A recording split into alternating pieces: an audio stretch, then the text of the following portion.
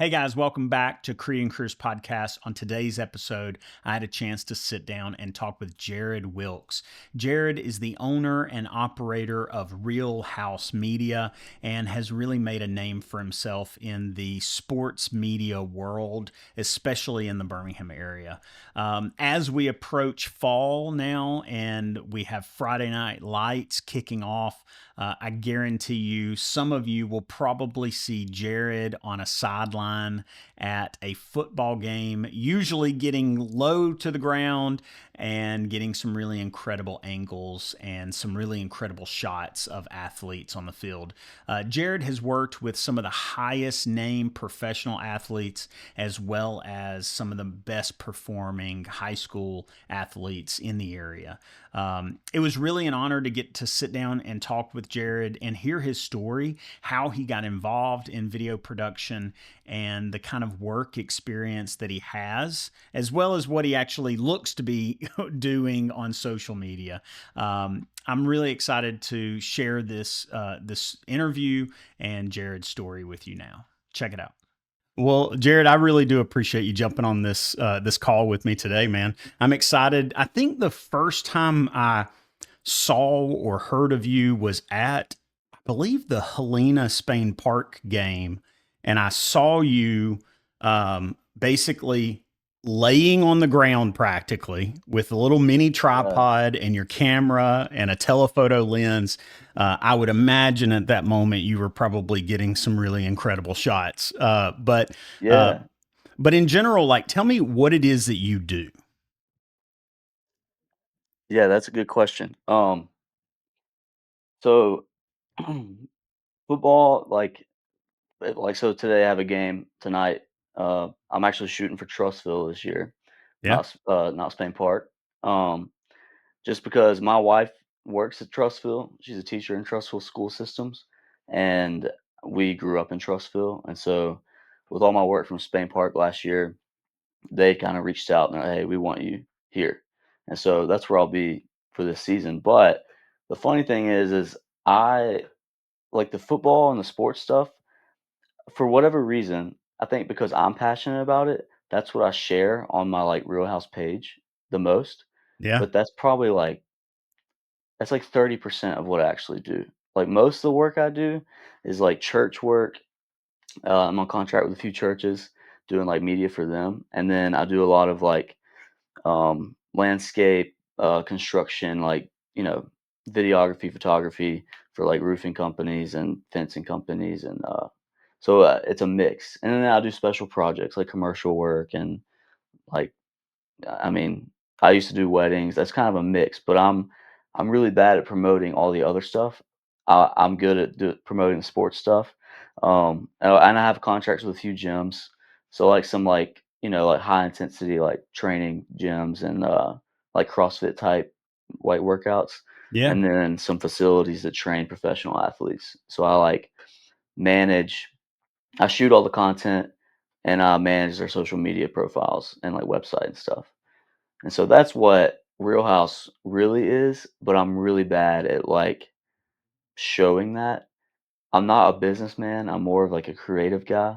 Right. And I had an intern working for me this summer and he was like, "Bro, you never like show all your other stuff. It's all sports." I'm like, "Yeah, that's a good point. I'd probably get more business if I showed everything." But I'm not a good businessman. So I almost need to hire somebody to be my business like CEO and Yeah. me just be like the head creative guy. So Yeah. Well, I think yeah. that seems to be a trend. I think a lot of creatives, I mean, we hone our craft, we hone our skills, we work day after day, especially early on, just learning and growing. Mhm.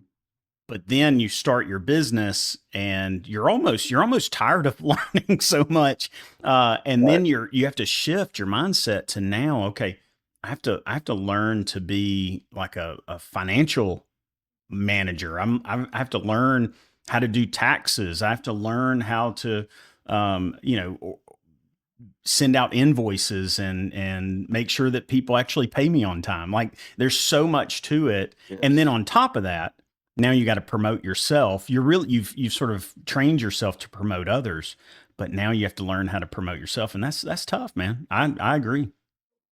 Yeah, you're constantly thinking of, like, I'm posting, you know, I don't know, I'd say I mean, not all my clients get me to do the management. It's like it's more money to do the management side of, like, social media and that. Some people just pay me just to shoot and deliver the content to them. But for the clients that I am, like, managing and posting for, I'm posting probably 3 times a day, 3 or 4 times a day for, different companies, and so I'm not really thinking about my own, like, social media and growing that.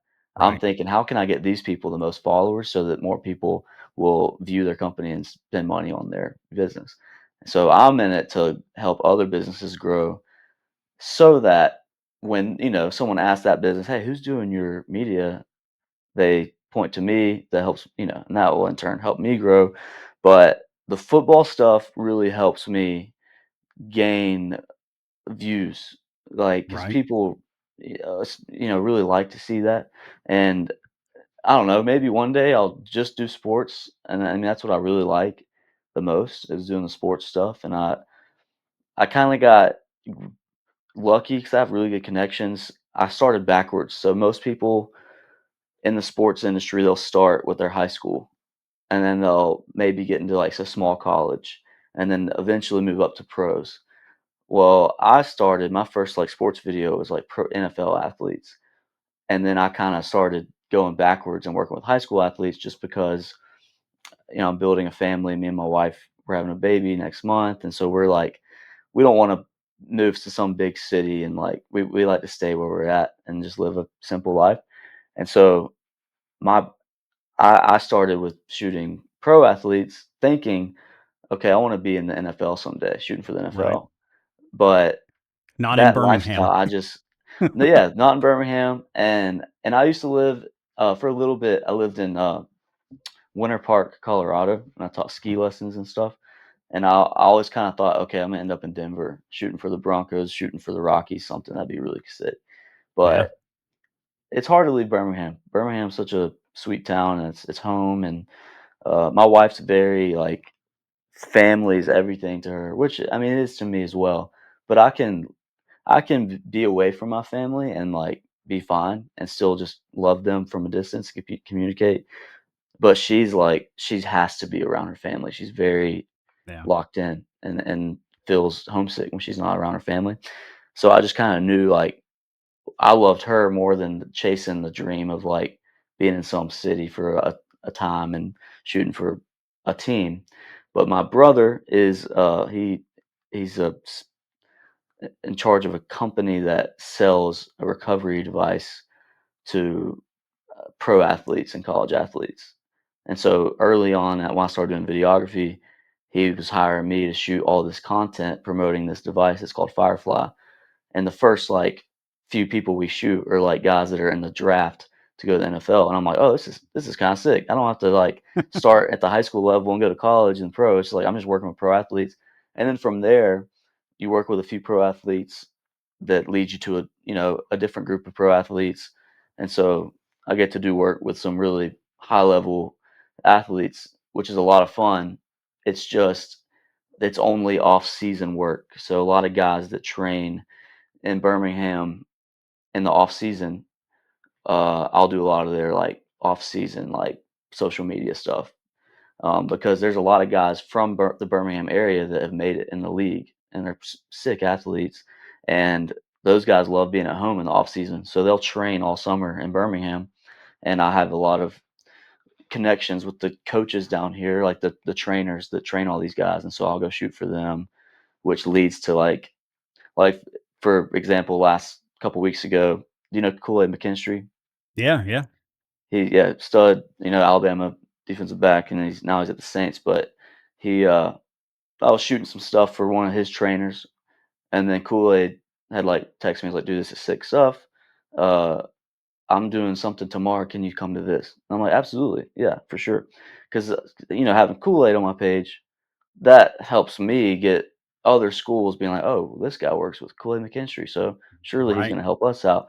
So I really use the pro guys as like a resume of like, all right, well, I work with him, and same with like Jameis Winston. I've been working with Jameis Winston the past two summers.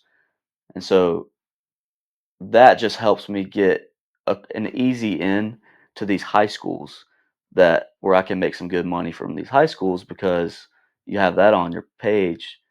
That's it's just it's eye candy. They see that they're like, all right, Right. well, we need this guy because he's got these big names, and we want our players to be where those players are someday. So but it's just funny how it worked out because a lot of people are like, "Well, how did you get in with the pros so quick?" I'm like, "Well, I don't. I just got lucky." It For most people, it takes a long time. You start in high school and then you move up, but I just because I had good connections from my brother working with the athletes, it it all I just started backwards. Um, so yeah, I to wrap it all up, it's hard to tell people what I do. Even my wife sometimes doesn't know what I do. She's like, "I never know what you're doing, like on a day to day. Like you have such a random schedule."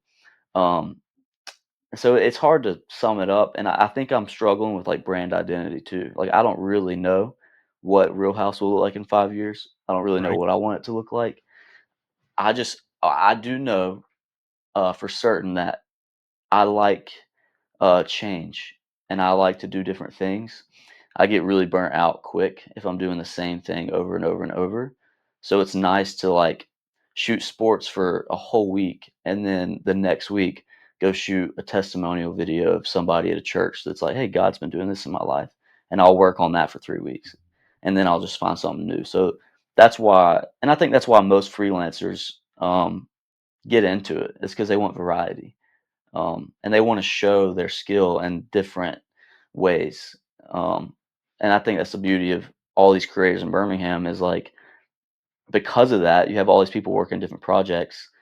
You kind of have a huge selection of like people that you can choose to work with you on projects because you get to see different types of work people do. It's not just one thing. And so Yeah, I agree. Well, that's and the beauty of it.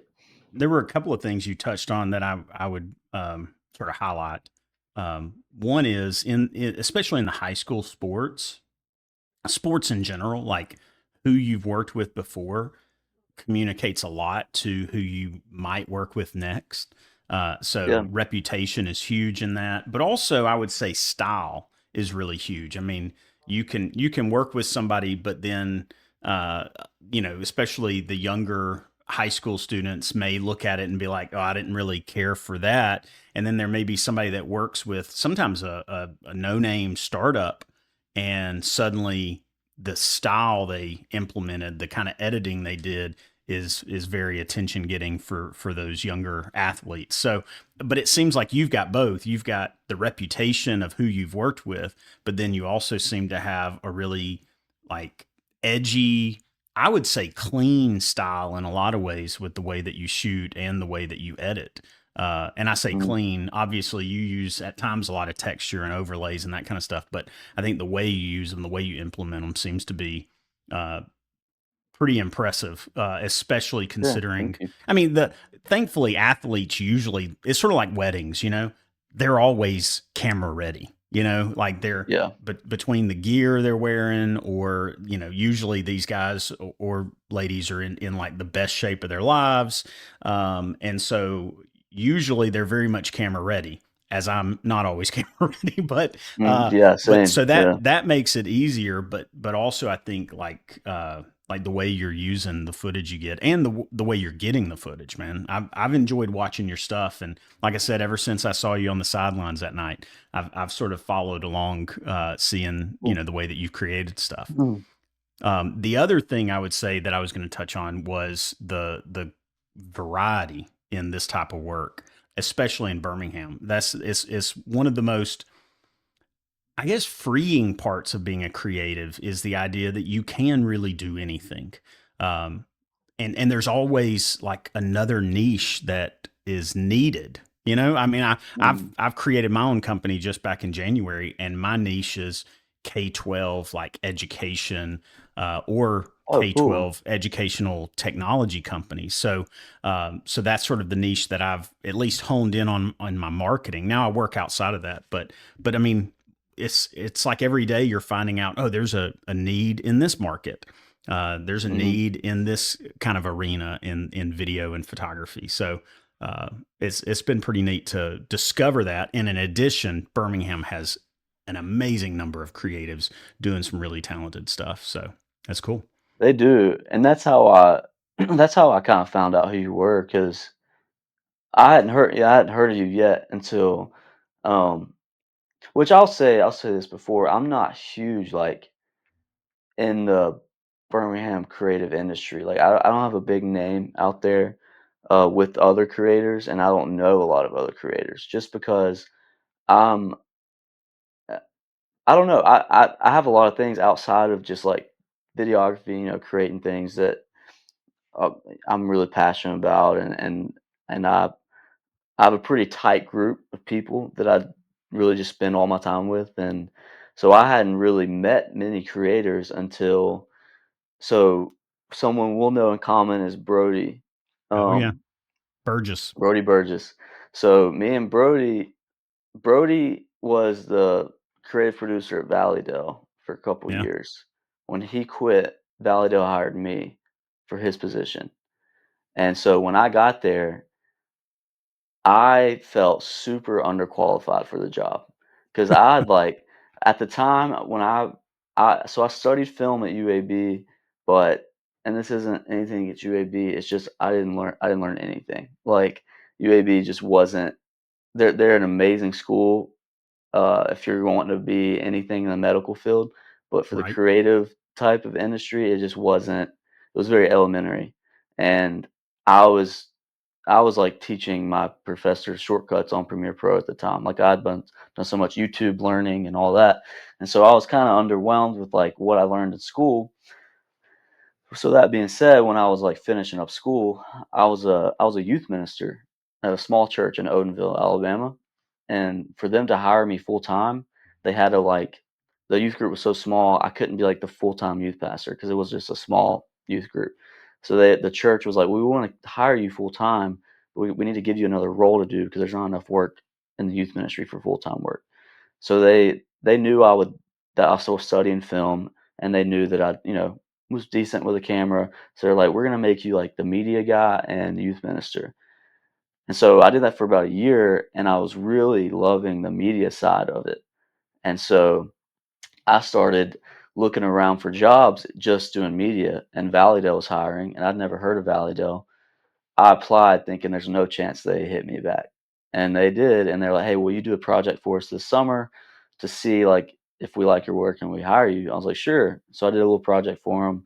They hired me, and I'm thinking like, "All right, I'm big time now. I know my stuff." And I get to Valleydale, and they asked me to shoot a video, and they're like, "Yeah, you should use our cameras." And it was a Blackmagic. It was like a Pocket 6K Pro. Yeah. And Yeah. I look at that thing, and the only camera I'd ever had was a Canon 80D, like a DSLR.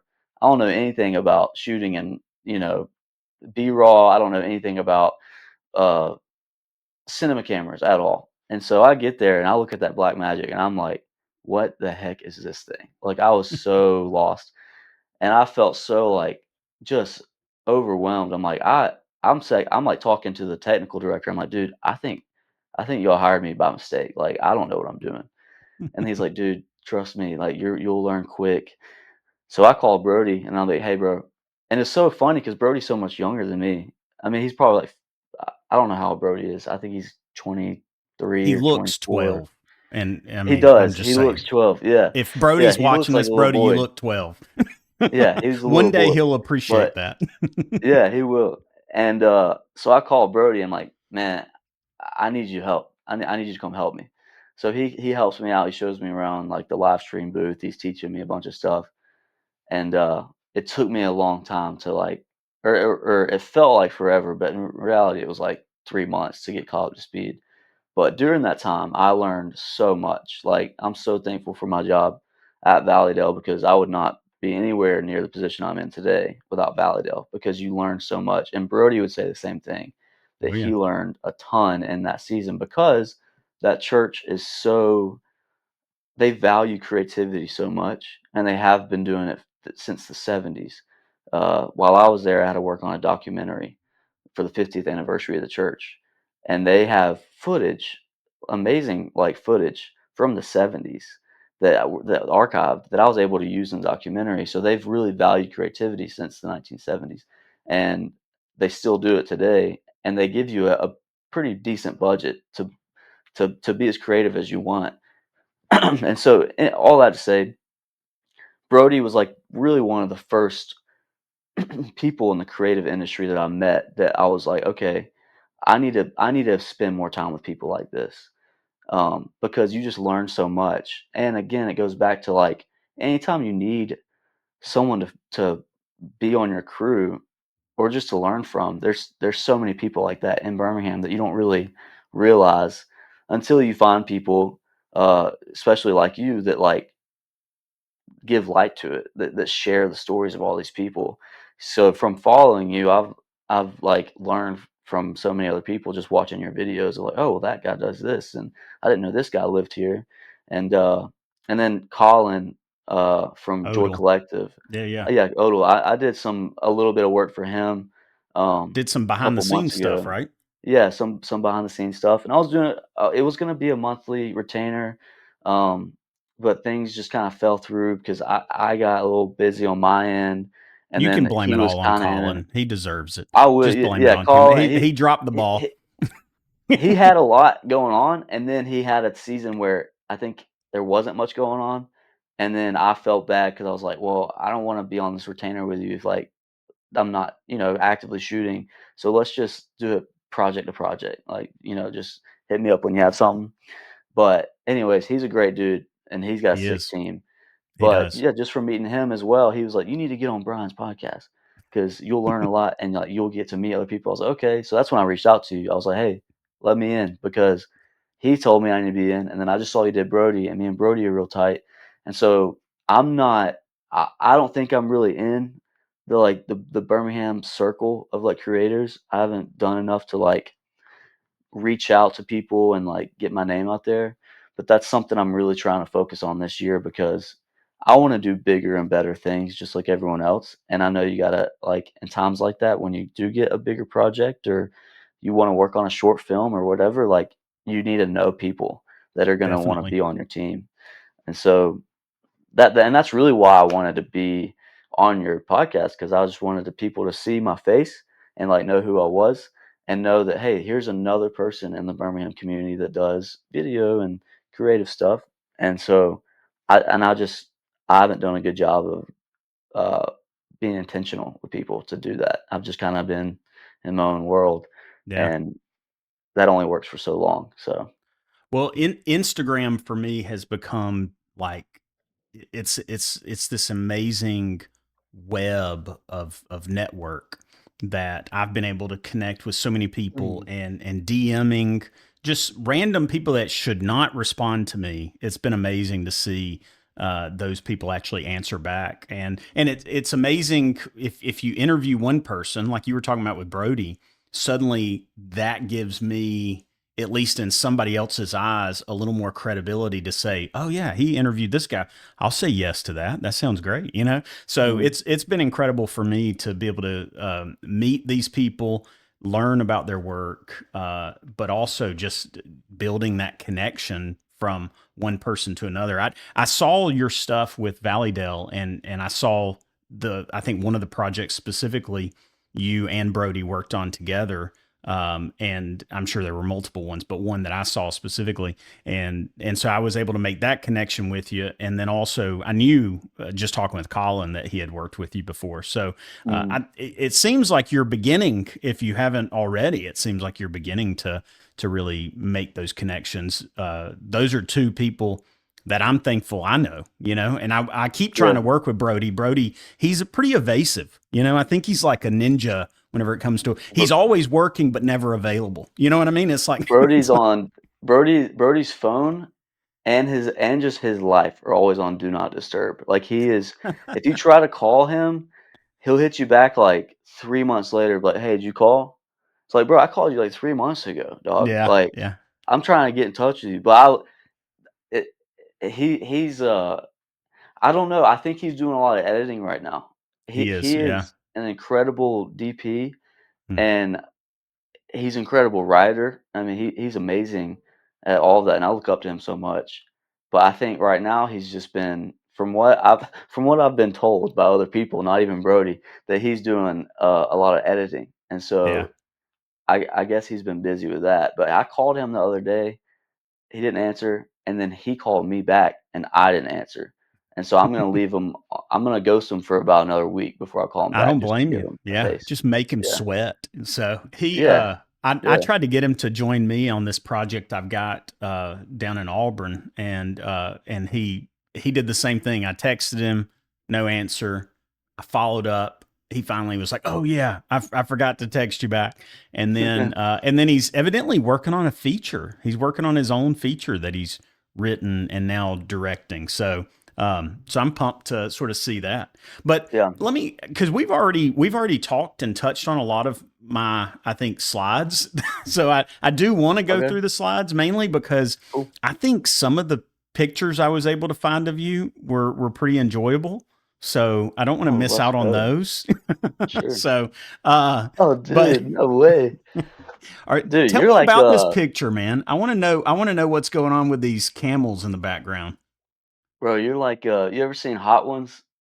I That have, yeah, yeah. they eat the hot wings. You're like Sean Evans, bro. You just pull up stuff that like people are like, "Where did you get this from?" I've Uh, got something later on with you. I hope it's as good as I think it is. okay, So let's yeah, go. yeah. So just wait for Uh, that one. It's coming.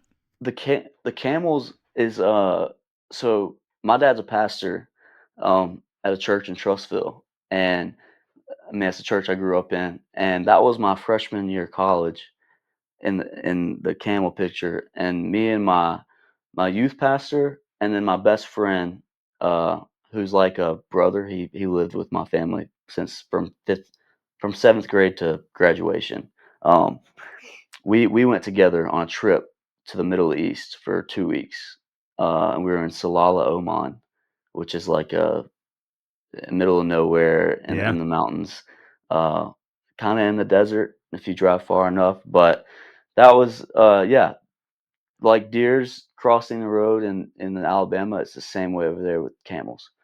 Hmm. So there's just camels everywhere, and so we'd get out of the car and take pictures with them, and like it was a blast. And the mission stuff is kind of what uh that I for a while, and this isn't really out of the uh I mean I don't know what God's plans are, but maybe this will happen someday. But for a long time, I thought I was going to be sort of like a missions documentary guy. Like I just shoot like short docs of mission trips and like work with these missionaries, and that's what I'm really passionate about. My wife's a little bit passionate about mission work too, and so um, that's not really out of the cards. I'd still like to do that, Yeah.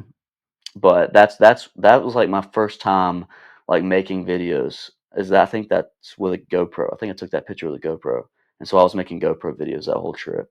So Nice, that was a lot nice. of fun. Well, I Yeah. usually I ask like origin story here, but it sounds like for the most part, I already know you grew up in Trustful, right?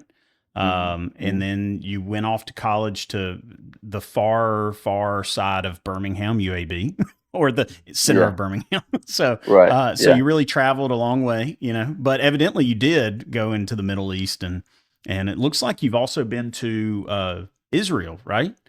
You Yeah, I went went to to Israel with, Valleydale with our pastor. That was, 2 years ago.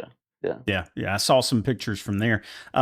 But is there anything else in your childhood you think that really sort of sparked something in you that later on became sort of the career you've gone into in the creative industry? Is there a Yeah, family member that you felt like really sparked that, or some type of experience? yeah, absolutely. My grandfather is, he lives in San Antonio, Texas, but he was, a professional artist, a painter, graphic designer, very, very talented, and he ended up teaching college courses in San Antonio, um, and really all over the Texas area, and would teach art classes and photography and all this creative work. So I grew up with his influence. We have it's kind of funny now just because of how I guess the world has turned in the last couple of years with America and the racism and all that. Um, but my family and somewhere in the bloodline we are related to Robert E. Lee of the Confederacy. Right, the And Confederacy. Yeah, so yeah. So we have a massive painting at his house that he painted of Robert E. Lee, um, which is just it's growing up, I didn't know I didn't know who that Right. was. Right. Um, and he's he's a very respected general. I mean, regardless of history and how it folded, and I know those sides can cause controversy whether you're Right. Confederate or Union, but he he painted this massive painting of him, and I remember just always seeing that as a kid and being like, "Man, that's really good, that's really good." Like, Right. Yeah.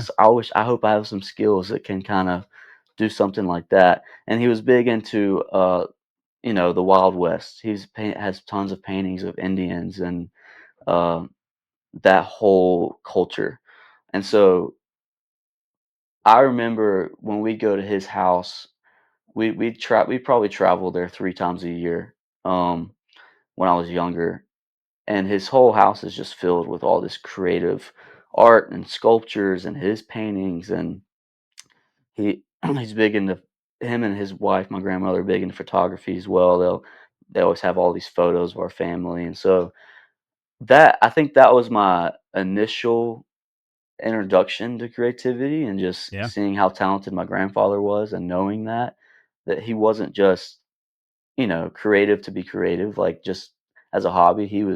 That was his career, and he was really good at it, and he worked for some powerful people in Texas, with his artwork, and I that one really didn't connect till I was older of why. Like, I felt like maybe it was a bloodline thing of just he's got that creative blood, and maybe I have it too. But ever since I was a kid, I was played music. I started playing guitar at 10, and that was my first creative outlet, was music. And music is actually what makes me most excited about making videos. Is I'll hear a song way before I even start shooting, and I will shoot to the music. Like, I will, like, Yeah. shoot with my what song I've picked out in my mind. And so music was always uh, kind of my first love, and because of that, I wanted to make videos to the music, and um, so yeah, my grandfather, we call him Poppy. That's who kind of started it, and then for the football, like, what really got me into the sports, which this is kind of just a cool thing that happened this summer. Small school in Gadsden hired me to do a bunch of work for them for their football team. It's called Westbrook Christian, Yeah. and they're a private school, a really awesome place. But their strength coach is a guy named Chad Phillips, and Chad Phillips was the strength coach at Trussville when me and my brothers were growing up in the school system playing football and stuff. Yeah, that's the school Well, right there. That was a couple weeks ago. We did like a little, high pre-product or pre-game highlight video, and we took some pictures as well. But that school, their strength coach is Chad Phillips, and he would always make these videos of my brothers playing football when he was at Trussville. And if you go back and look at the videos, they're super bad quality, like, they're, old time, like, early 2000s, like, just we didn't have access, no one had access to, like, high-end camera gear back then unless you had a lot of money. But he made the sickest videos of my brothers playing football, and I remember watching those when I was a kid and being like, "Dude, these," I would, like, go to bed watching them, and they were so sick. And so when Westbrook reached out to me, I was like, "Absolutely, I'll work with you guys," because I knew Chad. He's at Westbrook now, and so I told Chad the other day, I was like, "Man, the whole reason I'm doing all this football stuff is because I watched your videos when I was a kid, and those were like the highlight of my life. I watch those all the time, and I want to do the same thing, just at better quality, because we have better gear now." I was about to say, did you tell So like your stuff really sucked, but no. no, but it really didn't though. Like, it was Right. I was in the airport traveling a couple months ago, and I pulled it up. I pulled up one of his videos he made of my brother, and I sent it to my brother, and I said, "Why am I crying right now? Like, this is so Mm. good, even though it was shot like 15 years ago. It's so good." And so I told him the other day when I was shooting that video, actually, that you're playing, I was like, "Man, you're not gonna believe it, but, like, the whole reason I'm doing this football thing is because of you. Like, I watched your videos, and it still inspires me today to make the sickest videos I possibly can, because that your videos had such a big influence on me when I was a kid watching my brother's highlights. And That's so really cool. That's I cool. would say And the it's sort of a creativity full comes from circle my moment. grandfather and from Chad. So Yeah. apart from that, I don't really know, but those 2 I've guys I've for sure. always I've always believed that creativity is one of those things that's more learned than inherited. I think we sort of inherit because who we're around obviously is like our parents and our grandparents early on. And so I feel like those people through what they're interested in and what they're doing sort of give us those types of experiences. Not that genetics doesn't play into it somewhere, especially when we're talking like musical talent or things like that. But I feel like you create good art because you were exposed to good art Mhm. at an early age and over a long period of time. But I also I just think like the experience of growing up with a grandparent that was an artist, growing up, music is such a big part of I feel like so many people that are talented creatives. Music played a big story in there, a big part in their story. And then also I feel like church seems to be like a hotbed for Mhm. creative opportunity as well as creative experience. So it sounds like you've got the trifecta of obviously you're going to be creative and talented, in a large part because of the experiences you had early on. But then also the amount of work I'm sure that you've put into your skills in general. I would like to know a little bit of Mhm. that. Like, where did you go to? Where did you when you were you said UAB wasn't quite there as far as like delivering the next level in your creative Mhm. journey.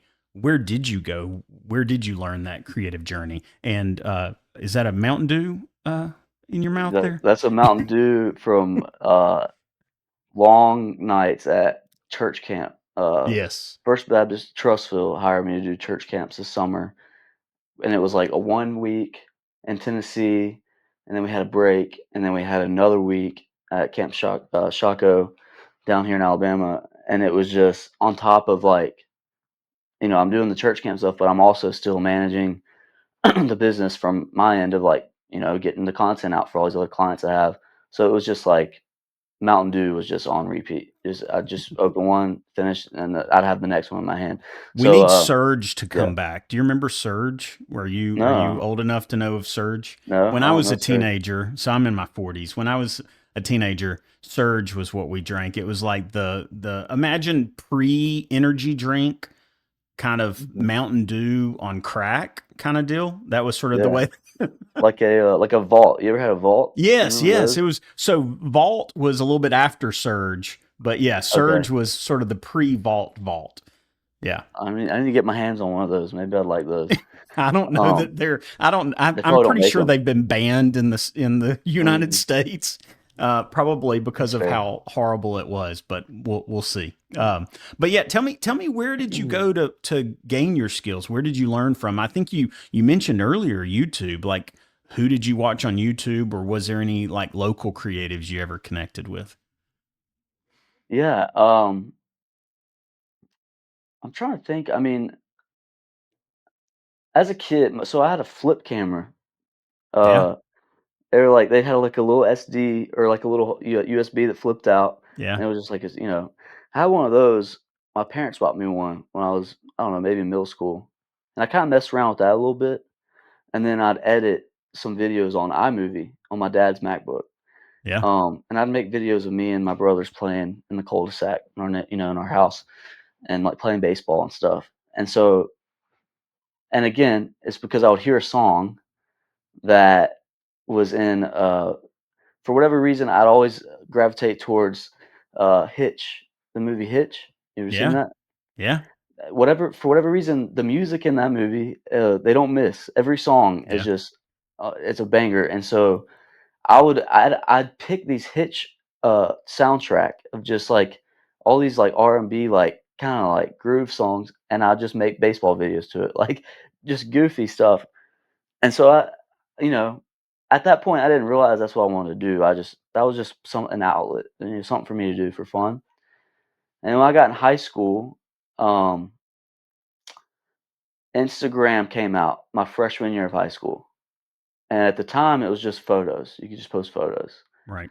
And I played hockey from middle school all the way up, through college. I still play now. I played ice hockey, and I was so passionate about hockey in high school that I I created this Instagram account called Hockey Motivation, and it was like super cheesy hockey graphics. And I don't know, you might could pull it up. It's like hockey underscore motivation, and I posted.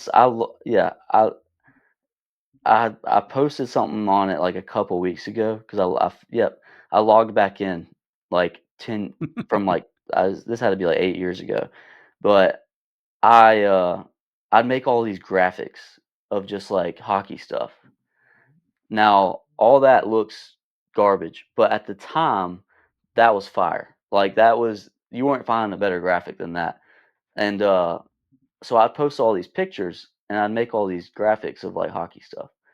And at one point, I had 13,000 followers, and that's big time for, like, 8 years ago. It's hard to get that many followers, and part of that is because my goalie on my team ran another hockey account that had almost, like, 100,000 followers. He was very successful, and so we would kinda collaborate together, and, like, he'd help me grow, and anyways, that kinda, like, was my first time, like, kinda getting into the media world and, like, figuring out, "Alright, there's something I can do here," and it's so funny looking at that. That's so bad. Like, the filters and, like, the fonts and the yeah, so bad.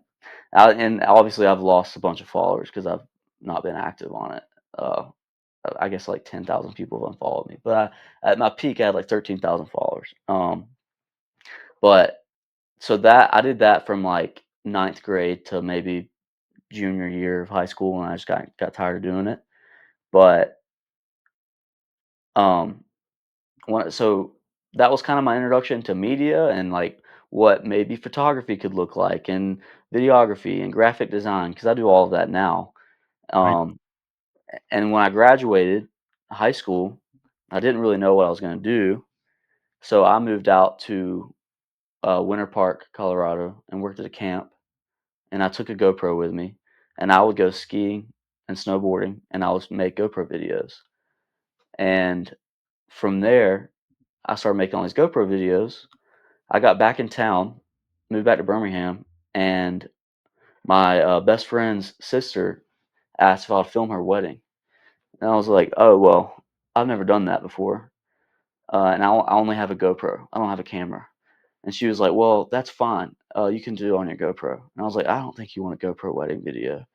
Um, Unless you want me to, like, put a head mount on and just, like, walk you down the aisle or something, like, that wasn't gonna work. So I borrowed my youth pastor's camera, never used a camera before, like a real, like a camera, it was like an Olympus camera, and, shot the wedding, had no idea what I was doing, shot everything in, like, automatic settings and all that, edited the video, and I was like, "Hey, this is pretty good." It sucked, it's terrible, but, like, at the time, I was like, "This is pretty good." And I think I was, like, 18, and, from there, I had other people asking about wedding videos and all that, and the second time I ever used a camera, that was when I was feeling really inspired. Got to get my hands on the camera for the wedding, and the second time I ever used it, I asked to borrow it again from my youth pastor. I was like, "Hey, can I use this camera? I'm taking this girl to the beach for a day trip, and I want to make a video of what we're gonna do." And he was like, "Okay, sure." So I borrowed the camera, and I took this girl who's now my wife to the beach to Pensacola, and we went down for one day, and we came back that night. And I just started filming all these little clips of her, and we weren't really dating yet. And she was like my high school crush. I've been in love with her since I was in like third grade, but we never dated in high school or anything.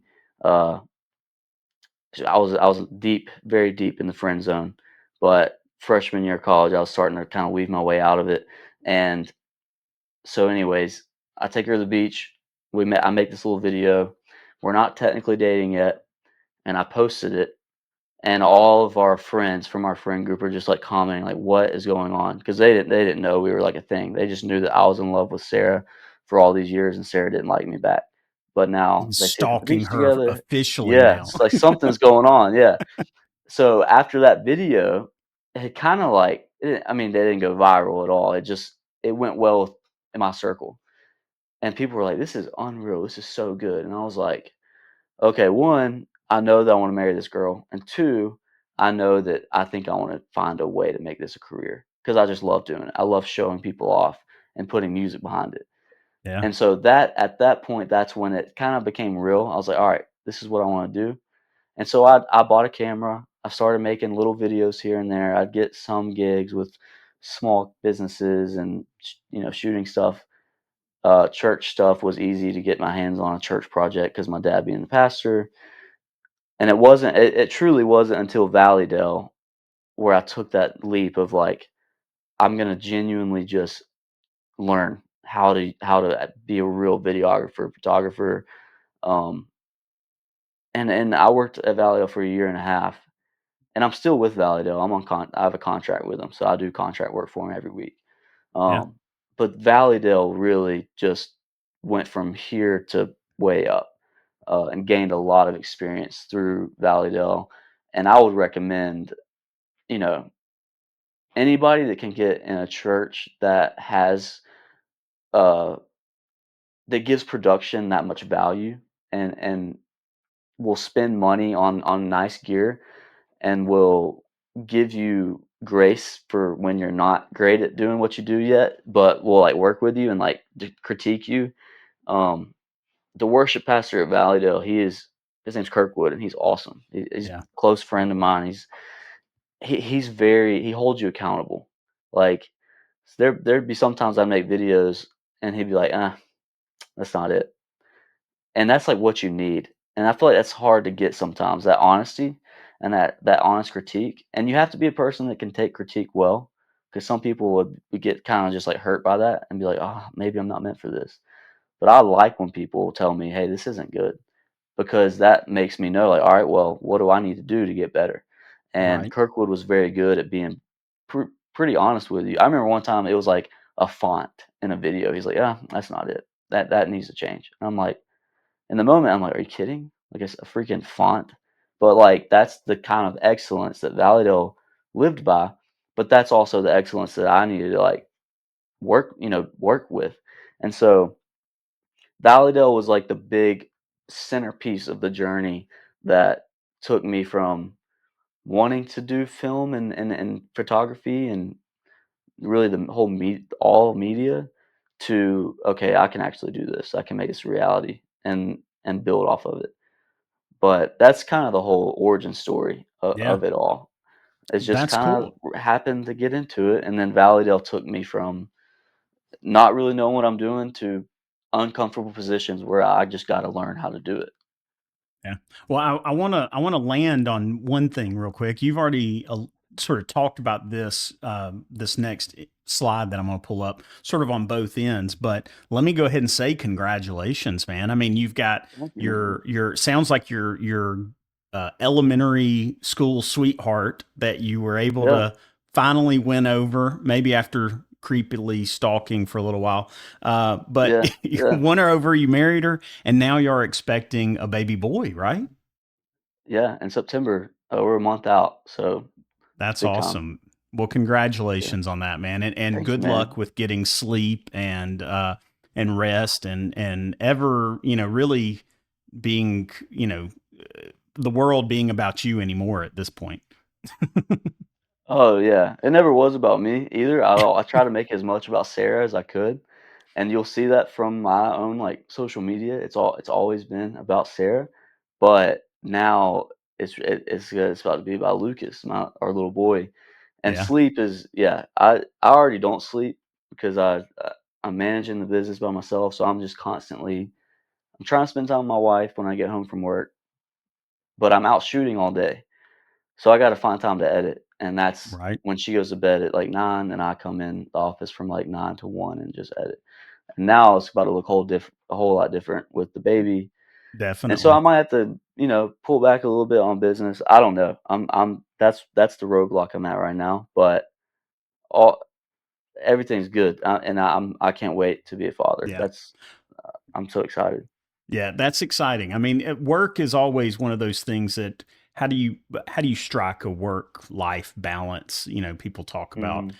and nobody's got it, licked perfectly. You've got to work, and you enjoy working, but then you've also got a family, and there's times where, I mean, whether it's work or whether it's just a poor use of time, we're always pulling ourselves away from what's important, in some ways, but yeah, those early days, man, enjoy those. You'll never Yeah, um, hate that you sacrificed other parts of your day or life for focusing on your wife and your newborn child. So good luck with that, man. I hope everything goes as smoothly as possible, and congratulations again. I can only imagine. It's been a long time since I was at first a dad. My daughters are seniors in high school now, my twins. And so those were our oh, first, nice. and we have four total. So it was, gosh, I mean, I remember just being in the hospital and coming out and seeing my family and literally smiling ear to ear. I mean, it was pretty exciting. So you enjoy, man, you and your wife. I hope y'all. I've seen you already putting together a baby bed, got the room all Yeah, together. So y'all are doing all the exciting stuff. So enjoy, soak it up, take a lot of photos, take a lot of video, even if it's terrible quality stuff. You'll always want yeah, those memories. and So I think that'll be a whole new genre I'm gonna get into of just like I've been making all these videos with my wife every year, specifically for her birthday. I always try to make a video for her birthday, but now with Lucas, I feel like I'm gonna get a whole new level of like creativity with like how am I gonna make my son a movie star here? Like this is I'm really excited for that. yeah, well, wait till So they yeah, get to be thank you, man. teenagers, and then they shy away from the camera, or they tell you how bad you're doing at capturing Yeah. them. Oh, So I know. I'm sure. I get that all the time. I'm Okay, sure. this is what I've been waiting for, man. We need to talk about this. Bro, that's unreal. Where do you even find that? I don't even know where that picture is. It's not a But picture. you're It's not a or picture. that's gotta be a YouTube video right there. Oh yeah, dude. Let's go. Dude, I don't even I think found this old channel of yours. that's insane, bro. What are we doing? I think I was 16. I've That's got longboarding. Yeah. yeah, yeah, What is the yeah. other? Gosh. It Okay, took see, me a there you go, while, the man. GoPro. It took me a while I to don't look even like like, that. wait a minute, is this him? Yeah, I think it's him. Yeah, I don't I've gained some weight, I've lost some hair. That ain't me. Yeah, that's my prime right there. That was in my well, that's prime. what You missed out. I was worried I was going to pull this up and you're going to be like, dude, I don't know who that is. I That's don't, like man. really not me. That's a little boy. No, Yeah. we that's my dad's church parking lot. So that's like North Park's parking lot, and we'd go ride longboards. That's my friend. His name's Hunter, and we would just ride longboards and be stupid. And we're trying to make like a vintage like Beastie Boys type video, but we didn't realize that our GoPro wasn't shooting in like fisheye mode, and we were thinking it would. So it Oh, definitely yeah. didn't look as cool as we thought it was going to look. And I don't even think I posted those. I think Hunter posted those, but he didn't have an account, so he just made me an account. Yeah, Um, yeah. Well, that's that's what it. hilarious. Yeah, it's under you. But That's so yeah, funny. I came across that and I was like, this is great. This is what I usually look for. I look for something that I'm assuming the Yeah. guest has no idea it's even still out there. Mm, yeah, I didn't even know that was out. I didn't even know that was out there. That's crazy. I'll have to send that to him because that's crazy. That's That's wild. funny. You are, bro. Well, You're like Sean Evans, man. You find the deep stuff like that you don't think about. That's good on you. You're good. You're good at this job. I appreciate it. It's amazing. Like one of the things I always do is I try to find like other people that tag you in something. If I can find that, Mm, oftentimes I can find some really great stuff. My favorite one yet. Oh gosh, I'm gonna forget the guy's name. Dang it!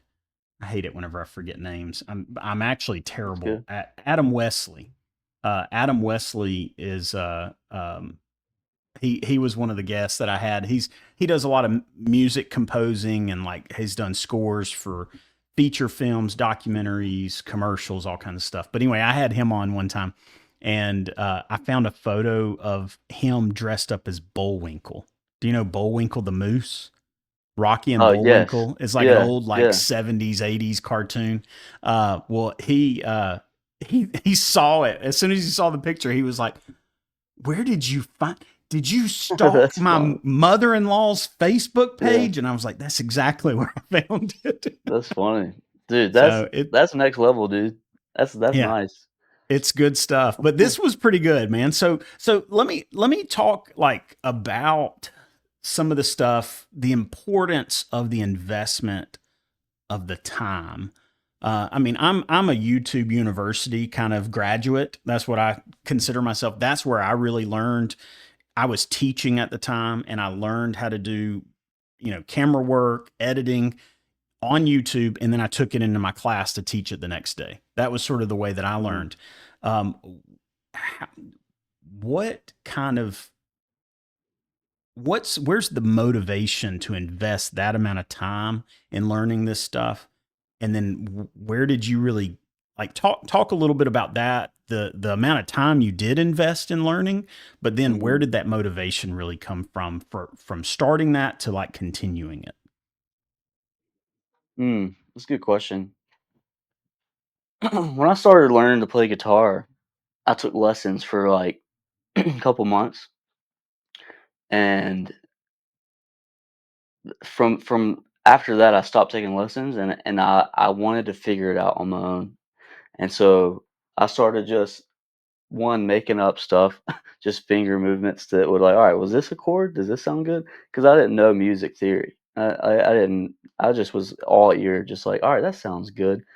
Uh, and then I'd dabble on YouTube and learn, "Alright, well, h here's how to play this song."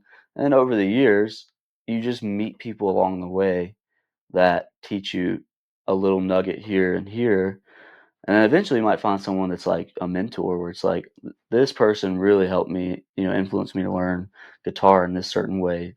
And it was the same way with photography and videography. It was I wanted to figure it out on my own, and it's funny. I think all creative people maybe experience this. When you start to figure something out, you think you're the best at it. You're like, "Oh, this is like I'm super good. Like this is really good." And then 5 years later, you go back and watch your videos or look at your photos, and you're like, "That sucks. Like that's awful." And I thought I was so good at that time. And so I've always tried to figure it out on my own.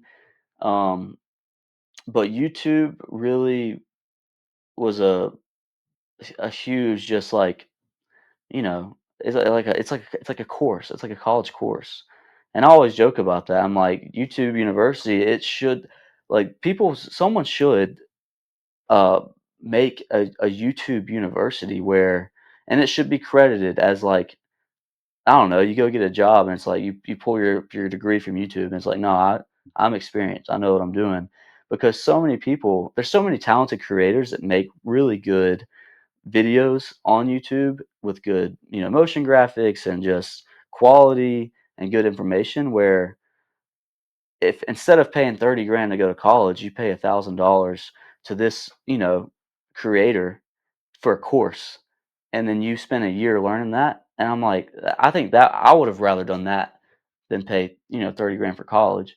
And so YouTube really helped me a lot. And then also just finding people that I knew were better than me and just asking them to hang out and like, "Hey, can I come shoot behind the scenes for you? Can I just watch you do what you do so I can learn from you?" And I would say that for anybody that's getting into this, even if you're 10 years into your career doing video, still find that person that's better than you. And I would ask Brody all the time too. I'm like, "Hey, I want to come." Like Brody has all these short films, and I would just say, "Hey, can I come shoot behind the scenes for you?" Because like I don't know much about short films, and I don't know much about the production side of that. And I just want to watch you. I want to watch what you're doing. I want to take notes on what you're doing. And after doing that a few times, well, now I have a better idea of how to do that. And so just finding someone that you know has a skill that you want to have and like forcing yourself to be disciplined to make time to go do that with them and learn from them is that's how I've been able to do it. That's how I learn the next thing that I need to learn is by finding someone that does it and just begging for their time and trying to learn from them. And then also, like, social media is huge too with, like, the tutorials. And I get really annoyed actually with all the tutorials because some people will just copy and paste. They'll just watch a video Right. and be like, "Alright, well, this guy does it this way. I'm gonna do it the same way, but it's gonna be my face instead of his face." So I think creators need to cool it a little bit on the tutorials, but I'm also really grateful for them because I'll learn something from, like, especially in the sports industry, there's a lot of, like, fast-paced moving objects. After Effects has become a big trend in, like, taking, you know, really AI, using generative fill and using AI to, like, manipulate things in your videos. There's a ton of tutorials on TikTok and Instagram that will teach you like, how to make this in your videos. Um, I try to stay away from that a little bit because I wanna be original and have my own ideas, but there are some trends that are just so trendy that do well that you're like, "I gotta learn how to do this because like, it's gonna Yeah. do well, Yeah. and take me kind of to the next level."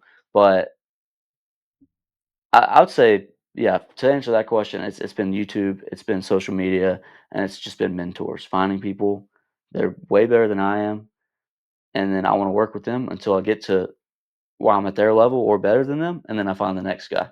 And because there will never be I'll never run out of finding people that are better than me. Um, Yeah. there's always someone that's better than you, and so, uh I think that's the best way to do it. And then, there's courses, you can buy courses, you can, do all that. But I think you're almost foolish to buy a course because so many people do it for free on YouTube. I And agree. There's definitely, I'm sure, benefits to some courses out there, but I personally, everything I've learned, it's been for free, and so many people are giving stuff out on YouTube at a really high level.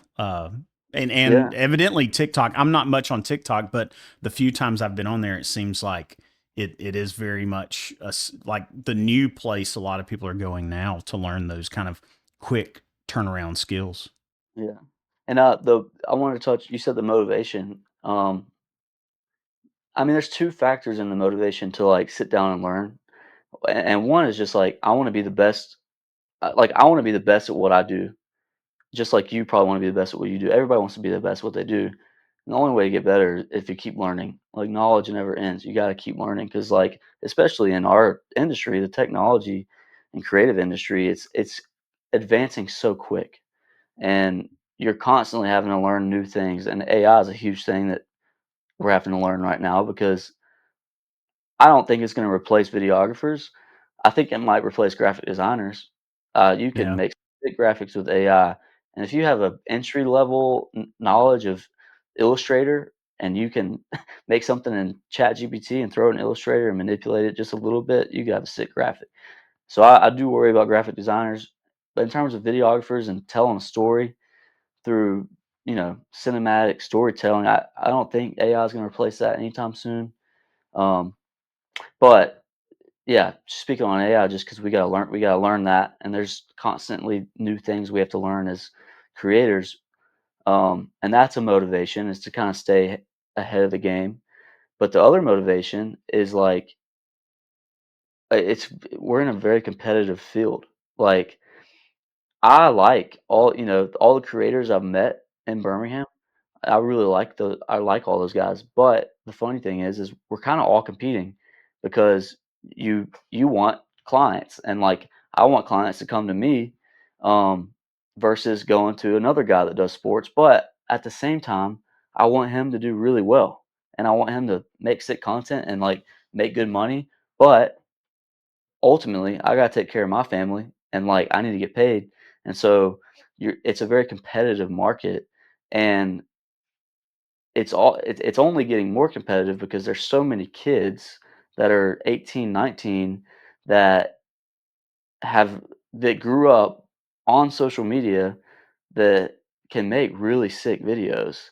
Agreed. And I'm worried in the next 10 years, like, I'm gonna be old timer, and like there's gonna be a 16-year-old that's making way better stuff than I'll ever make, and so that's a motivation is to kind of stay young and like I want to continue to make great content and learn new stuff because there's kids now that are like getting access to cameras, and I think part of that plays into the camera industry of like gear is just cheaper. You can buy, I have a C. I'm shooting on a C70 right now, Yeah. which like is it's I would say it's probably not I think maybe the Sony, the FX3s and all that are probably the trend, and the FX6, like those are kind of the trend. Sony's the way to go now, but I started with Canon, and I think I'll just kind of die a Canon guy. I really like Canon, but um, when I was in high school, if you wanted a cinema camera, that wasn't even in the like realm of like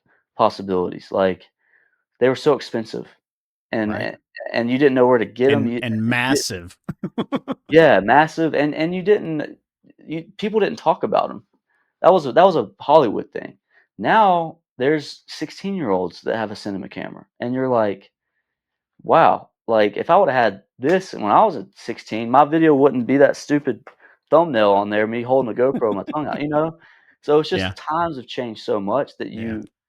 that's your motivation, is you gotta keep up with the young guys. Yeah. Because they have access to gear that I never would have had back then, because there was just no chance to have access to that. I was at a buddy of mine invited me. I don't go to Highlands personally. My family doesn't, but a buddy of mine was Where do you at the go to church? Highlands. I go to the Station Church down at the end of Morgan Road in Bessemer. Yeah. Yeah, My yeah. old youth pastor that my wife and I actually met under is the pastor there, Randy Norris. So we Very go cool. there. Nice. But anyway, we this buddy of mine invited me to go to Highlands, their men's night they had recently.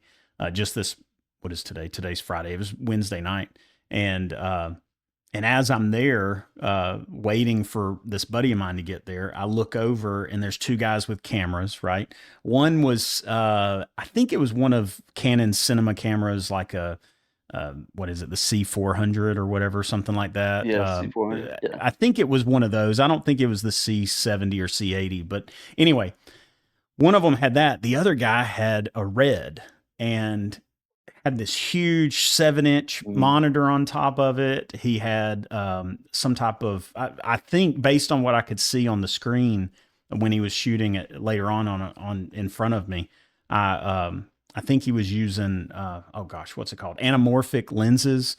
These, Super stuff expensive, like, cine stuff that lenses. you would Yeah. never see at a church. 5 years ago, 10 years ago, especially, Right. but now that seems to be the norm because of how, first of all, how much this stuff is used now in like Mhm. relatively low budget productions now, and how accessible the gear is now, and how still expensive in a lot of ways, but how much more affordable it is now than it used to be. Not to mention Highlands is one of those that they're gonna push they're gonna push to that next level of creative, whether it's gear or budget or kind of Mhm. operations. But anyway, all that to say, I agree with what you're saying. That has made a huge difference, not only in what kids are doing now with skateboard videos, but also Mhm. what Wow. churches are doing, what and what you and I now are expected to be able to deliver. People don't want to see you show up with a Canon 5D Mark IV, which used to be Right. like the That was, like, leading top industry. dog. Yeah, Yeah. but no longer. If you show up with that, they're like, "What is that? You don't have an FX3? Yeah. You don't have a red? You don't have a Canon C80? I don't Dude, understand. I What I are you get doing?" I get weird looks for just having Canon anymore, like, all these I kids would shoot give you that weird looks. Sony No, is taking over. Are you a Sony guy? I am a Sony guy. Yeah, yeah, I'm definitely. not anti-Sony. I think they're I mean, most of my friends that are in this field, they've switched to Sony. Uh, I don't know what it is about Canon. I like the color space The of colors are Canon. beautiful. Always have been. It's most natural to me. Yeah, The Sonys, to me, I have a hard time color grading. They're just so green, and yeah. like I always think they look weird, and I think that's just my fault not knowing how to color grade them correctly. But any I thought about it when I started Real House like full time. I thought, all right, maybe I'll just bite the bullet and go Sony because that's the trend. Everybody's switching to Sony, especially in the sports industry. There's not many people shooting on Canon in sports. Everybody switched to Sony, but I don't know. I love Canon, Yeah. and it's done me well, and all my glass is Canon. So like, Yeah. and I The got the RF lenses and all that. So I'm like, too deep into it. But it's yeah, Sony, the kids, the youth, it's Sony or die. Like yeah. I Well, get made fun of for Canon. for me, Sony was the best bang for the buck when I was first looking because I wanted a 1DX, but I couldn't afford a Mhm. 1DX. So then it was a 6D Mark II, I think is what had just come out. And that's what I was about to get because I only had a $2,000 budget. Well, then I suddenly came across a video promoting an A7 III, and I was like, what is this? And it had a lot of the same specs that the 1DX had. It had 1080, 120 frames per second. It had 4K 24 uncropped. I was like, this has all the specs I want, Yeah. but at the price of the 6D Mark II, because it was about $2,000 versus the $6,000 1DX. And I was like, Sony it is. So that's what really pushed me there. And I think Sony has still sort of kept up that trend of they're going to put Mhm. some of their best technology in a relatively budget friendly option. I mean, even the FX6, even though it's definitely pushed, I mean, FX3, even though it definitely pushes up that price point a good bit, it's still really affordable compared Oh, to dude, what yeah, some of what Canon was offering before. and it's beautiful. Yeah. They shot that movie on FX6 threes. I can't remember. The It's like creator, that yeah, the was creator. one. Yeah. Yeah. They, I haven't watched it yet, but it looks sick, and yeah. they shot it on the FX3s. Yeah. The only The guy I FX3 is know that's great. still in the Canon, Aaron Wilhite, he's still Oh, on the yeah. Canon train, Well, and, he's a he's stud. one that he's explored all of them. He was Sony at one point. He went Red at one point, and Mhm. that was I think he was originally Canon, and now he's going to keep back to Canon. So he you can't trust that guy. I don't know, he's got commitment issues. He Brody, does. Brody's a Black Magic guy. He Yeah, has a Red, but he doesn't like to use it. He's, like, sold on the Pocket 6K Pro, yeah, which is a beautiful camera, and if I was doing just, like, cinema, like doc yeah. stuff or short film stuff, I would be a Black Magic guy, but so much of my stuff is run and gun, like I and that's love what I have these autofocus. little, oh, yeah, dude, I have shirts that say this right here. I made this. It says the Run and Gun Club, and so like, Nice. and so anyways, I made it for me and my intern this summer. Like, so much of like what I do is like the social media stuff.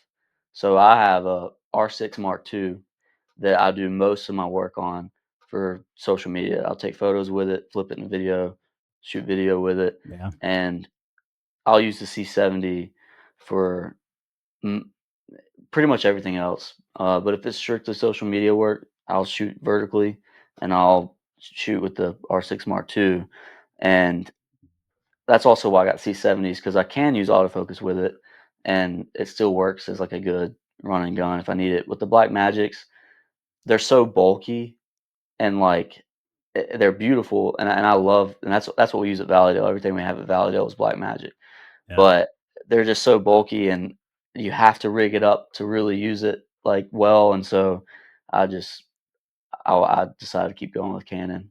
But I'm tempted. There's days I'm tempted to go Sony, but for now I'm content. I'm content with the Hey, Canon. as long as you're still making money, man, and the cameras are That's probably right. paid for, I would assume. I would stick Yes. with what you Yeah. got. So, all right. So let's And, talk what's next for you. And I do pay a little bit of respect for your yeah. background in hockey. But tell Yeah, me man. where do you see yourself going? What's next for Real House Media? What's the goals Mhm. Yeah. The goal. after you recover Is from having your child? yes. After Lucas is here, and I can get a hand on what it's like to be a father, and just the timing of all that. Uh, the goal is just to keep building that model, and I'm sure there's a lot of other companies in Birmingham that do it. I don't know of any. Like, I couldn't name a company that does it like this, Right. but I'm 99% positive there's a company that there's media agencies that do it. But what I do at Real House and what I'm hoping to bring someone on full time pretty soon, uh, is I am a media company for people, for companies or like businesses that don't have the budget for a full time media guy or have the need for a full time media guy. Because there's some companies that want really quality media, but Right. they just don't need a guy in there 40 hours a week. Um, and then so there's those companies, and there's also this category here that like they just can't afford a guy, a couple people or one person to be on staff full time for that role. And so I kind of market myself, which apparently I don't do a good job at it according to my social media, because everybody tells me, "Oh, don't you just shoot highlight videos for people?" No, that's on me. I'm not a good marketer myself, but I do well marketing for other people.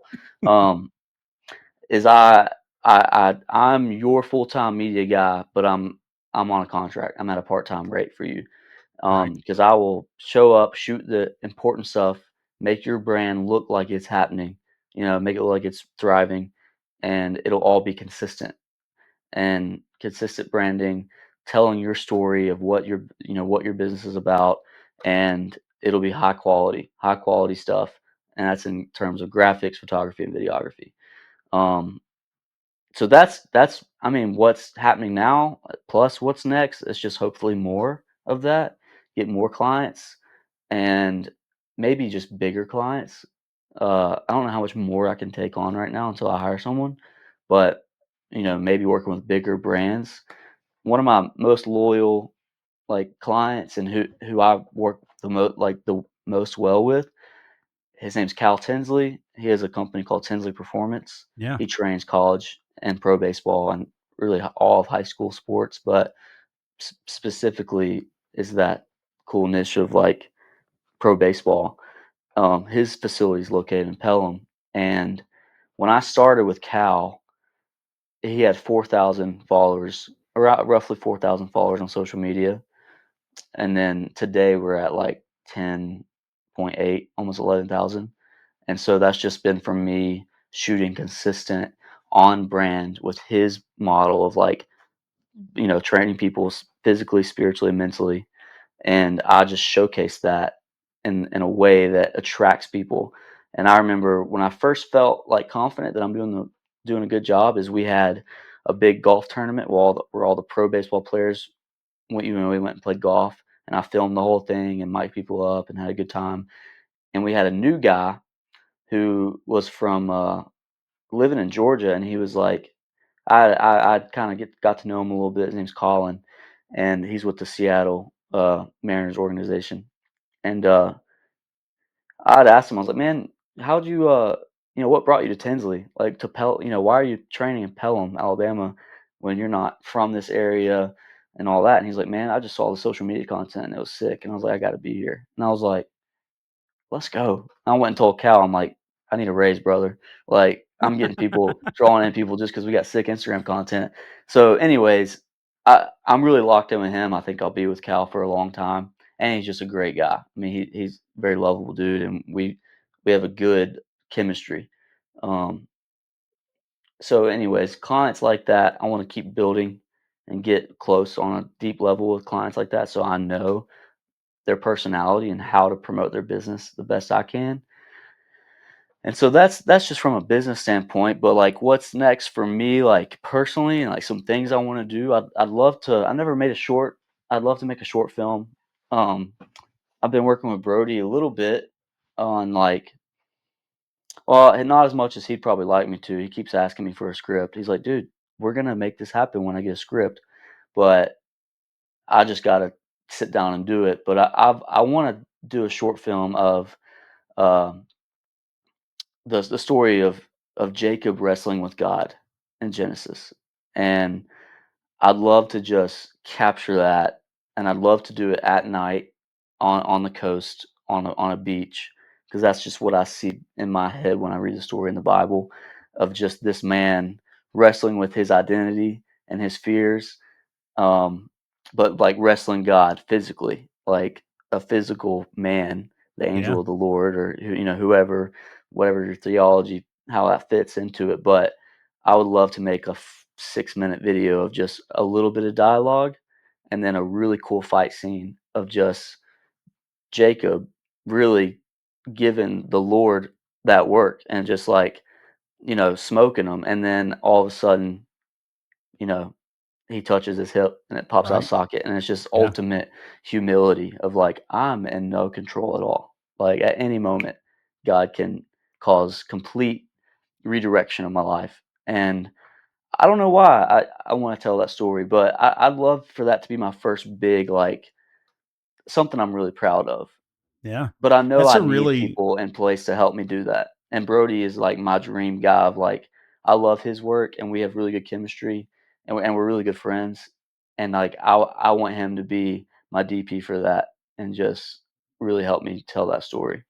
that's a really interesting, I mean, that story is one that I think gets glossed over a lot, and, Well, it's it's short. probably It's the only f a few yeah, it sentences. right, right, but it's a really, I mean, your take on it, your explanation of it, uh, that's pretty strong, man. That's pretty powerful. I like, I don't think I've ever thought of it like that, and I mean, I've definitely studied passages around that before, but Mm. I've never thought of it in that light of what that kind of realization would have been for Jacob in that moment. To the realization that, like you just described, God at any moment can, you think you've got the upper hand, but ultimately you don't. You know. Yeah. Yeah, and yeah, there's just something about, I've always been captivated by that story because like you have Esau, who's kind of got it all, and he's wealthy, he's powerful. Jacob's terrified of him. He thinks he's gonna, Esau's gonna come kill him because he stole his Right. birthright. And Jacob's been just slaving away for to get his wives, and he's been running from Esau from all this time, and then he settles at a place, and it just says, "And an angel of the Lord, r came and started wrestling with him until dawn or till sunrise." So Right. it shows, like, there was a clip, like, there's a long time of fighting, and I just the way I read it, I can just imagine he's full of anxiety, he's full of fear, but in this moment, he's got some sort of control, some sort of confidence where he don't know who this guy is, but he's wearing him down. And then all of a sudden, that confidence he's getting from like this triumphant like wrestle match is just taken from a touch, just one touch from the Lord, and then it's back to, just give me a name, just tell me my name, tell me who I Yeah. am, because I'm lost, I don't know who I am. And then he says, you'll be called Israel, like you wrestle with God, and that's, Yeah. you wrestle with God physically, but you wrestle with him spiritually because you've been lying and you've been deceiving people your whole life, and you've been wrestling with me, like spiritually.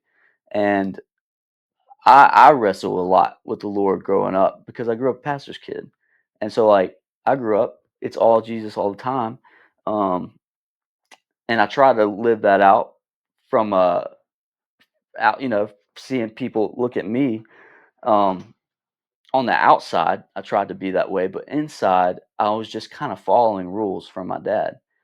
I have the best dad in the world, and he's an amazing pastor. He never made me feel like Christ was pushed on me, where it was like, there's no other option. Like, and of course he teach that, but it was never a abusive type. Like, I don't have church hurt. Like, church has been nothing but awesome to me, even when I was kind of straying away from the spiritual side of what being in the body of Christ is. I wrestled with my belief in God for a while, and so I felt like, and when I went to Colorado, it's when it really cl- snapped for me. When I truly was like, okay, I I am in need of a savior, and I do believe that Jesus is God's son. I believe that God is all powerful, all knowing. He's my creator, And when that snapped, when that clicked for me, um, and I started truly following the Lord, that's when my life got better. And it's not a health and wealth and, Right. prosperity thing. It's just my life genuinely, I had more joy and peace that, surpasses understanding. And so, and I think that's why I'm so drawn to that story in the Bible, is because for a long time I felt like I was in Jacob's shoes, just kind of being deceitful and lying about who I was, just trying to play the pastor's kid card and like, oh yeah, I'm a good guy, but deep down, I don't really have a strong foundation in my life with Christ. But then when I hit that breaking point, it's when, okay, like I do need to surrender to who this person is, to who God is. And then through that, God blessed Jacob, and Jacob, became the father of the 12, nations. So like, and I'm not saying, I don't know what God's got plans, what kind of plans God has for me in my life. I don't think it's going Right. to be having 12 nations of people that come from me, but it that I resonate with it, and I can't find anything where someone's told that story Right. cinematically, and I would love to be the first to do it. Yeah. And the only problem is it's gonna be my first one, and your first one's always gonna be probably your worst one, so that kinda sucks. Maybe I'll do it once and then 10 years later revisit it and do it big time. So, I've seen that done multiple times. I'm trying to think of, there was somebody I had on here. I think it was Max Tatum, if you're familiar with him. He's a I don't writer and know. director, great guy. He's currently, I got to go see some behind the scenes read through of a upcoming feature I think he's working on that looks really cool or sounds really cool, with a great cast. But anyway, he's a local guy, and he did a film. I'm trying to remember the name of the film, but I'm not going to remember it right now, but it was one of his first features, I think, or shorts. Maybe it was a short. But anyway, you can go. It's still on his YouTube channel, but he shot it like the entire thing. But in his mind, I think, or maybe it was a collective decision. It was terrible, and it didn't Mhm. hit the mark they wanted. So they ended up going back, and I don't know how much time was in between, but they reshot the whole thing. And I think they may have used small pieces of the original, but for the most part, they reshot the whole thing.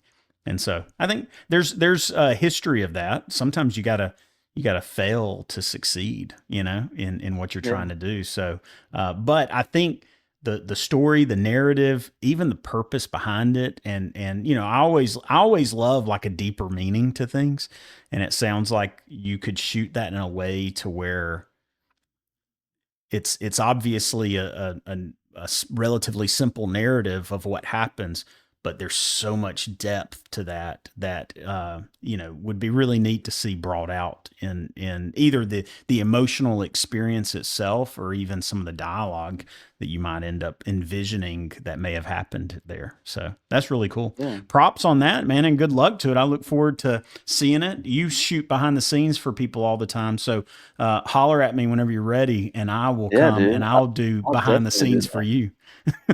Yeah, and it'll be a fun trip. I mean, we'd have to do it at, the only way I wanna do it is if it's on the coast, like at the beach.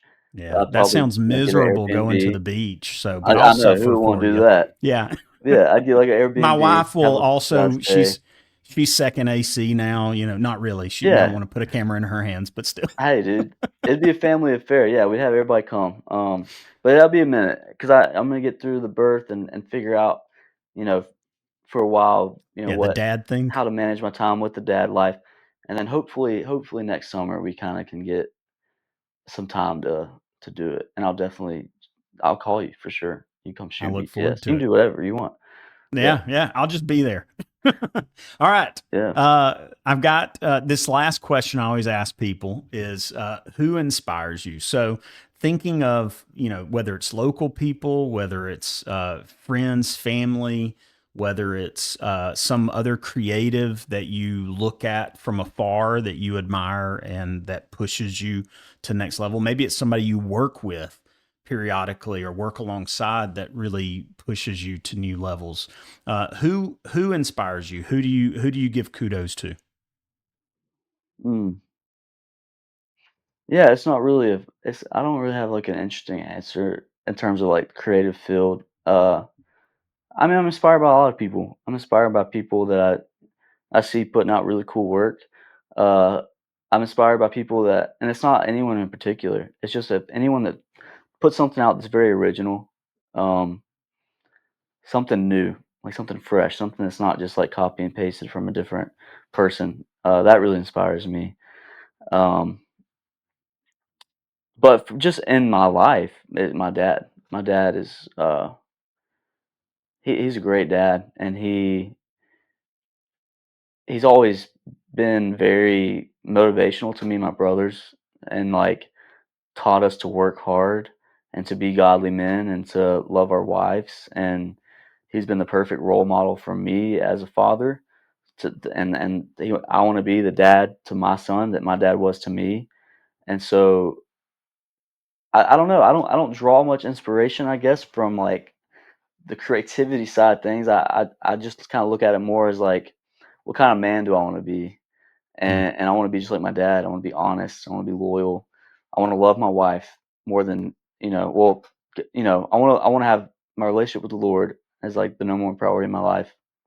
But through that, because God is number one, I'm able to love my wife unconditionally and be selfless with her and treat her more important than I am.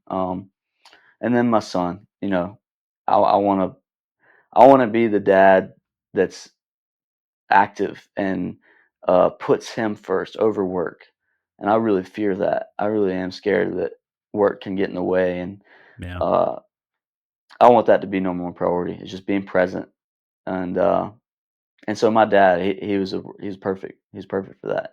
He's not perfect, but in my eyes, the way he raised me and my brothers was perfect, and I want to be that way. That's who inspires me the most. Yeah. Um, I don't know, from a creator. Like, if at the most inspiration from, like, a creative field, uh, kind of, switch of gears from the video side, but John Bellion, he's my favorite artist. He's a music artist. He's a composer. He has his own music, which is super unique and very creative, but he does these, like, little short docs on all his music, a Is lot of this his him? videos. Yeah, he's not super active on social media. He actually hates social media. You should dig around on his YouTube videos sometimes.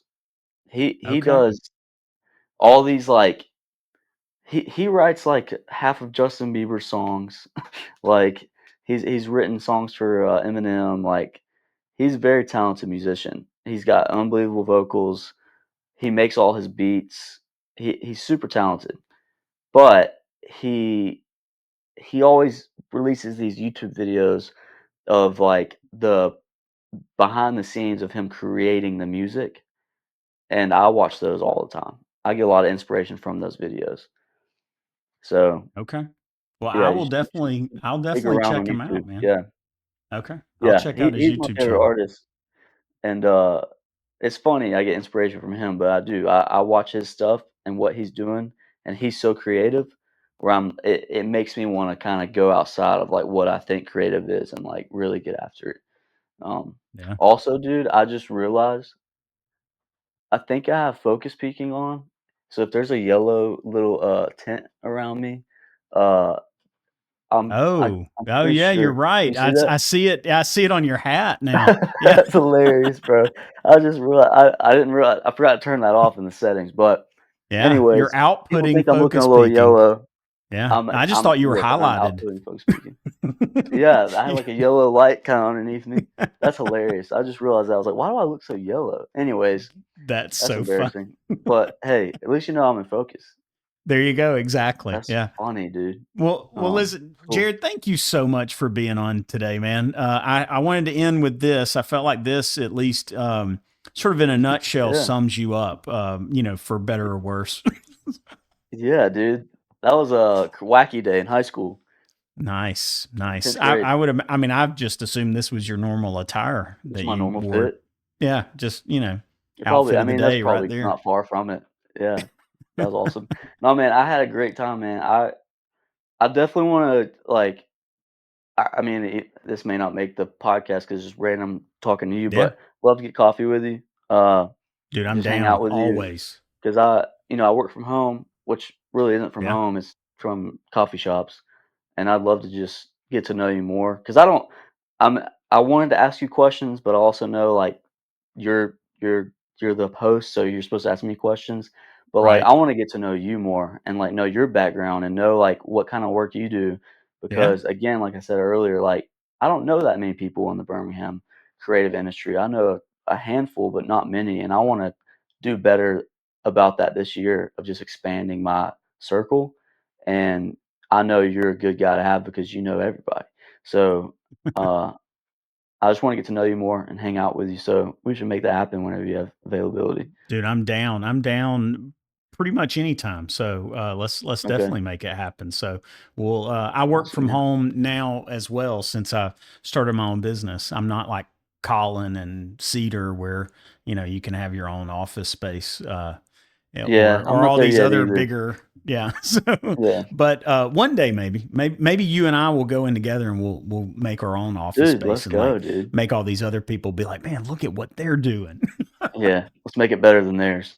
There you I love exactly, that, dude. exactly. I So, love that. well, seriously, Jared, it was really great having you. It was great talking with you. Your story, I think, like I said earlier, man, you got the trifecta of the creative experiences. When you were young, and it seems like it's really led you down a path where I feel like you're meant to be. You're creating some really beautiful work. I look forward to seeing more of the variety of work that you create. So Mhm. that's a charge to you. Put more of that out. Yeah, But I also, need to be better about that. I look forward to seeing this short film, man. I think your vision for that, your message behind that, the meaning and purpose of it seems really interesting and one that I look forward to seeing more of. So props to you all around, and props to ReelHouse Media, and look Awesome. forward to seeing more, man. Thank you, man. Appreciate it. And Yeah, I'll definitely I'll DM you after this and get your number and we can chat and we'll get coffee here in the next couple weeks. I look forward to it.